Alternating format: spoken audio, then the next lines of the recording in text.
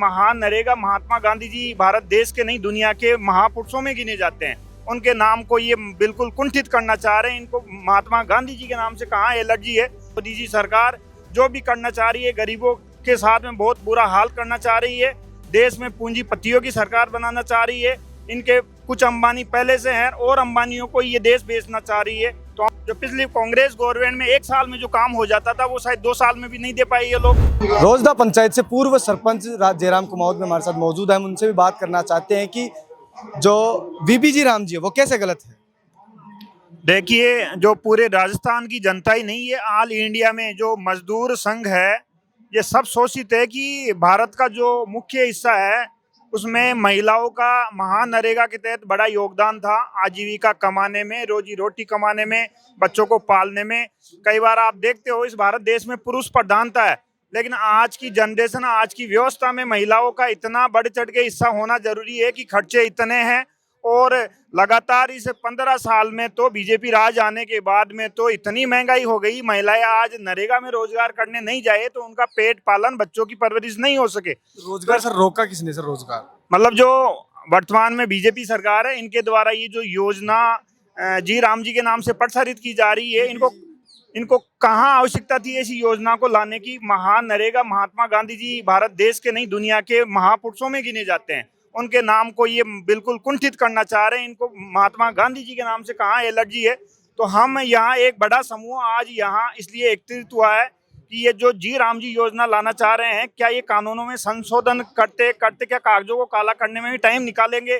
क्योंकि आज केंद्र और राज्य सरकार दोनों की सहयोग से पैसा मिलना महान नरेगा में संभव नहीं है। और इनको कहाँ परेशानी थी कि इसका नाम चेंज करे, इसमें पब्लिक को दिखाने के लिए 100 की बजाय 125 दिन करे। उसमें भी एक चीज और जोड़ दी कि साल में 12 माह में फसल के दौरान 2-2 महीने ये नाम कटौती करेंगे, महान नरेगा का काम रोकेंगे। जी राम जी का नाम रोकना चाह रहे हैं, काम रोकना चाह रहे हैं। कहाँ आवश्यकता थी? तो बिल्कुल ये पब्लिक इस समय समझ चुकी है कि बीजेपी सरकार, मोदी जी सरकार जो भी करना चाह रही है, गरीबों के साथ में बहुत बुरा हाल करना चाह रही है। देश में पूंजीपतियों की सरकार बनाना चाह रही है। इनके कुछ अंबानी पहले से हैं और अंबानियों को ये देश बेचना चाह रही है। तो हम समझते हैं यहाँ आज बड़े सैलाब के रूप में महिलाएं उपस्थित हुई है। सरकार में कई एमएलए भी है, एमपी भी है, गाँव की सरपंच, मेंबर, महिला प्रत्याशी जो रहे वो काफी सारा सैलाब यहाँ आया है। और सबकी यही मांग है कि महान नरेगा को बचाया जाए। महान नरेगा बचेगी तो देश बचेगा, देश बचेगा, गरीबी और अमीरी के बीच में संतुलन बना रहेगा। इसलिए महान नरेगा को पहले की व्यवस्था के अनुसार ही चलाया जाना जरूरी है। क्योंकि राजस्थान में तो 30-40% पे पानी का हिस्सा है। ये कह रहे हैं कि जब फसल का टाइम आएगा तब हम है ना महान नरेगा को 2 महीने के लिए किसानों के हित में रोक देंगे। सर वो उनका विजन ये है कि अगर सर जो कटाई के लिए जो औरतें जाती है सर 300-400 रुपए में सर जो खेत में जाती है सर वो भी कर पाएगी और नरेगा का हिस्सा भी। लेकिन क्या पूरे भारत में सब जगह ही पानी थोड़ी है, सब जगह ही फसल थोड़ी होती है? जहाँ पानी नहीं है क्या वो लोग या वो मजदूर पेट नहीं भरेंगे अपना?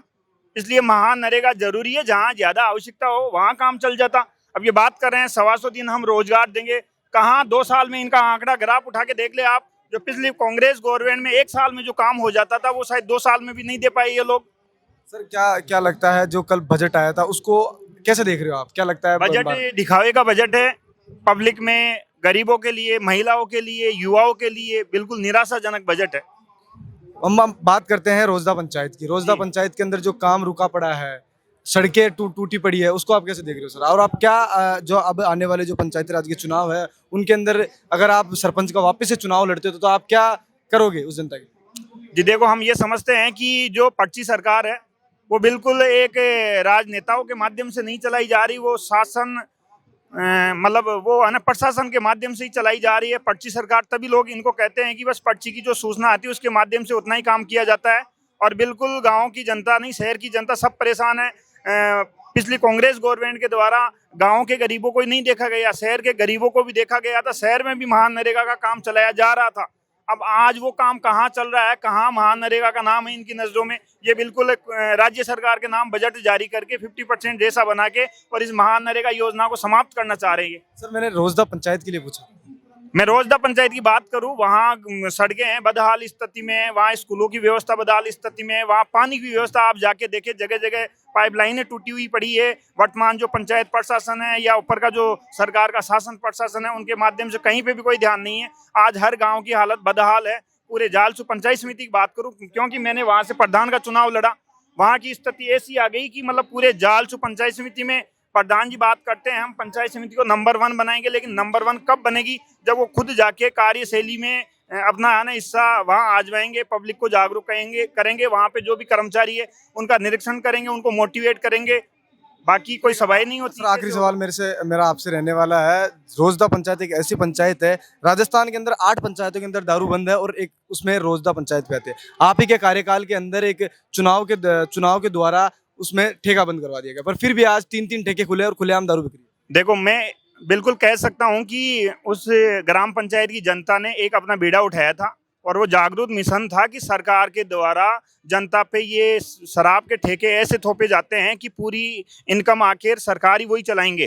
तो मेरी रोजदा ग्राम पंचायत के लिए मैं आज भी धन्यवाद दूंगा कि सरकार के द्वारा वहाँ पे कोई शराब की दुकान नहीं है, लेकिन फिर भी किसी के जेब में पैसा है और वो चोरी छिपे जाके बाहर से लाता है, तो उसका हम कुछ ही नहीं कर सकते। हम उनको जागरूक कर रहे हैं, हम उनको मोटिवेट कर रहे हैं। नए युवा शराब के सेवन से काफ़ी दूर हो चुके हैं। रोजदा में कोई नई दुकानें सरकार ने अलॉट नहीं की, कोई चोरी छिपे बाहर जाता है पीता है। तो ये तो देखो, आप गुजरात में भी देख सकते हैं शराबबंदी, आप बिहार में भी देख सकते हैं शराबबंदी। वहाँ पे भी सरकार ने, वहाँ की जनता ने मिशन बनाया था, लेकिन जो नशेड़ी है, लतेड़ी है, उनको हम नहीं समझा सकते। सर आपकी बात एकदम सही है, पर आपने कहा कि बाहर जाकर पी के आते, पर मैं जब खुद देखता हूँ तो शराब दूध की जगह दूध के नाम पर शराब बेची जा रही है, मसालों के नाम पर शराब बेची जा रही है। अगर थोड़ा सा आगे चलते तो जो एक खेत है, खेत खलिहान के अंदर शराब बेची जा रही है, बाहर के लोग आकर शराब बेच रहे हैं। मेरी जानकारी में ऐसा नहीं है, फिर भी है तो शासन प्रशासन की कमजोरी है कि मतलब जनता ने, लोकतंत्र ने जहाँ पे ऐसी व्यवस्था कर रखी है, तो फिर शासन प्रशासन और पंचायत की क्या जिम्मेदारी बनती है कि जनता की भावनाओं के अपोजिट जाके वो ऐसे लोगों को क्यों मतलब वहाँ विकसित कर रखे हैं।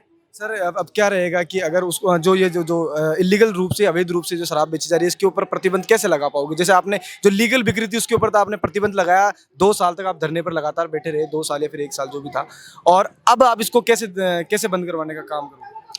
देखते हैं, जहाँ भी कोई ऐसी लिखित में या कोई रिटर्न हमें मौखिक सूचना मिलेगी तो हम बिल्कुल उसका निराकरण करेंगे, उन लोगों को समझाएंगे। बाकी ऐसा है नहीं कि वहाँ पे कोई शराब की दुकानें संचालित है।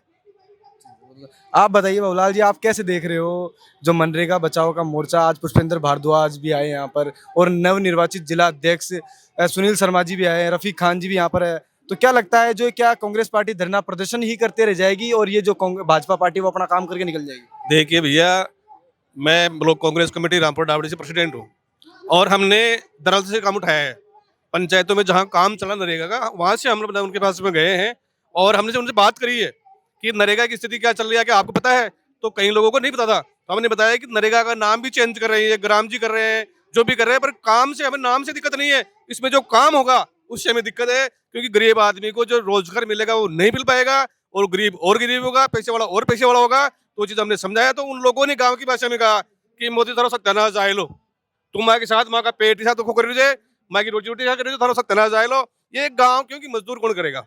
अंबानी अडानी का बेटा मजदूरी नहीं करेगा, मजदूरी वो करेगा जो गरीब आदमी होगा, जिसके पास पैसा नहीं होगा, जिसकी स्थिति खराब होगी, वो मजदूरी करेगा। और आज उन मजदूरों के साथ में स्थिति ये है कि जहाँ 200 आदमी काम करते थे, वहाँ आज 50-60 आदमी काम कर रहे हैं, 30-40, 10-20। अब मेरे रोजगार काम में तो 7-8 आदमी काम कर रहे हैं। क्यों भाई? उनका अधिकार है, ये गारंटी दी, इन्होंने योजना बना दी। अब योजना तो भैया योजना है, योजना में कागजों में चलती रहेगी। और गारंटी जो अधिकार दिया था नरेगा के अंदर कि आपको अगर रोज किसी कारण से रोजगार नहीं मिलेगा तो आपको भत्ता दिया जाएगा, ये गारंटी थी कांग्रेस की। पर आज ये नाम बदल रहे हैं। नाम से क्या होगा भाई? नाम से क्या है? मेरा नाम अमृतचंद रख दो तो मैं पिछड़ा दूंगा क्या? नहीं होगा। नाम रखने से कुछ नहीं। 100 दिन की जगह 25 दिन और बड़े 125 दिन कर दिया। अब आप रोजगार को दिन कितने होते हैं? 365 दिन। अब उसमें से दो महीने तो निकाल रहे हैं वैसे। और अब तक जो कांग्रेस ने 100% गारंटी दी थी उसमें भी भैया 75, 80, 70, 50 तक लोग काम कर पाए थे। तो कैसे कर पाएंगे ये लोग? कैसे? ये झूठा है, जुमला है, इनका पास कोई ऑथेंटिक चीज नहीं है। बाबूलाल जी, यूजीसी को आप कैसे दे रहे हो? यूजीसी एक्ट को कैसे देख रहे हो? देखिए, यूजीसी जो एक्ट आया था इसके बारे में तो आंदोलन भी कर रहे हैं, कुछ समर्थन कर रहे हैं, कुछ असमर्थन कर रहे हैं। इसके सुप्रीम कोर्ट ने स्टे भी लिया है। अब भाई नहीं, मैं ये कह रहा हूँ भाई, अगर आप मेरे से पूछोगे, मैं एक पॉलिटिकल पार्टी से जुड़ा हुआ आदमी हूँ और एक वर्ग से भी जुड़ा हुआ आदमी हूँ मैं, तो मेरे लिए दोनों बात करना ठीक नहीं है। अब सुप्रीम कोर्ट से स्टे मिला है, उसके बाद में क्या निर्णय आता है, जो निर्णय होगा वो स्वागत होगा। बाकी जो आप देख रहे हो इस 11 साल में जातिवाद की जो स्थिति बढ़ी है, ये तो देखो सोचने की बात ही है। अभी अभी सुनील जिला नवनिर्वाचित जिला अध्यक्ष सुनील शर्मा कह रहे थे कि ये जातिवाद बढ़ाने का काम है और कुछ नहीं होगा, इससे जातिवाद बढ़ेगा। भाई मैंने पूरा उसका जानकारी मिली नहीं है, मैं आपको इसलिए बता नहीं पाऊंगा यूसीजी के बारे में, पर सुप्रीम कोर्ट ने निश्चय दिया है। अब वो आगे क्या होता है, सुप्रीम कोर्ट क्या निर्णय देता है, वो उसका स्वागत करेंगे। परंतु ये केंद्र सरकार ने ली थी, सुप्रीम कोर्ट ने निश्चय दिया है, तो कुछ तो लोचा है इसमें, क्योंकि रोहित वेमुला की हत्या हुई थी, उसका जो अपन निर्जन निकालते हैं रोहित वेमुला का, तो वो उसमें बताते जातिवाद था। तो मेरा कहना ये है कि अगर पढ़ लिख के शिक्षित होने के बाद में अगर इस तरह की भावनाओं में ऊपर रहेंगे तो ये देश राष्ट्र में नीचे जाएगा, गलत में जाएगा, विकसित राष्ट्र नहीं हो सकता है फिर ये। क्योंकि अब इस जमाने में 70 साल बाद में जातिवाद के बारे में बात करें तो मेरे हिसाब से ठीक नहीं होगा। बहुत बहुत धन्यवाद आपका।